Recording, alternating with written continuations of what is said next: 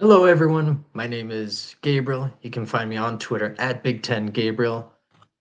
Breaking news, I can't believe it. The New England Patriots have said that Jerod Mayo will be the next head coach for the New England Patriots. I think I just said New England Patriots twice, but that's okay.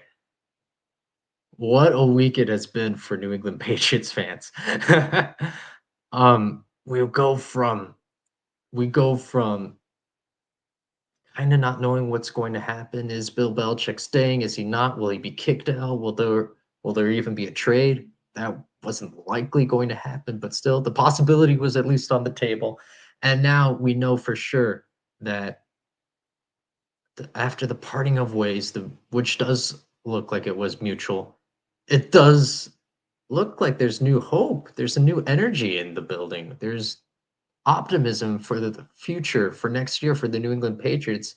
Why? Because of now longtime assistant coach and former linebacker for the team, Jerod Mayo. He has been tapped to succeed and hopefully succeed as the New England Patriots next coach, taking over for the GOAT Bill Belichick.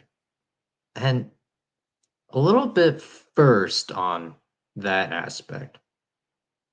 When the Patriots announced that they would be mutually parting of ways, that was definitely believable in terms of, yeah, it's time. It's been what, 24 years together. They've had their run of success, and it hasn't looked pretty the last couple of years. Since Tom Brady left, who's to say who deserves more credit, who's to blame now? For sure, Robert Kraft was getting more involved and was trying to have more of a say in the events that were going on within the building itself. And so there was something of a tension that was definitely building up and that had to be resolved one way or another. And bringing in someone else to be the GM to tell Bill Belichick, hey, you need to do this, was never going to be a realistic option. So for now, knowing that Bill Belichick, he will probably go on and find success somewhere else. Will it be with the Cowboys especially if they see an early first round exit against the Packers? Possibly. Could be one of the other openings that we know, or another potential opening that is yet to be. There's been reports that there are teams interested in Bill Belichick. Of course, we know that. But there's also a report out there that one team that currently still has a head coach on the books is interested in having Bill Belichick coach their team next year. So, what could this mean now for the Patriots, knowing that Jerod Mayo is the one who will be going forward?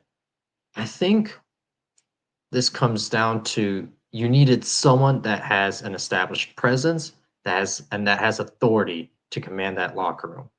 It's no secret that forever in New England, players would come in on a discount and accept that it was going to be more grueling than other places. Why? Because you get to play with Tom Brady. You get a chance to compete for Super Bowls.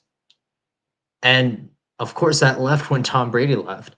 And now, without having that presence of Bill Belichick in the building, you needed someone that could come in and command that authority again. And that's what they have in Jerod Mayo.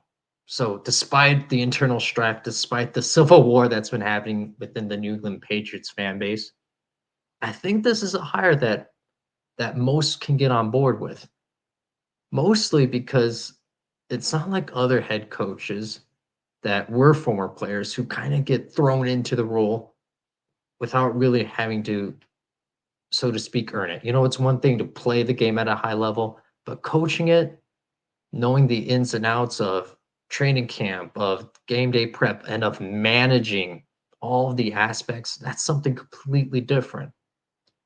And what I think we're going to see from Bill Belichick, from Mike Vrabel leaving the Titans, from Pete Carroll, he's not left the Seahawks yet. I say yet because I think it's going to happen. But he's certainly no longer in a coaching capacity, head coaching capacity there. what we're going to see is that these three had such great attention to detail and were very good at taking care of a lot of things that many simply overlook.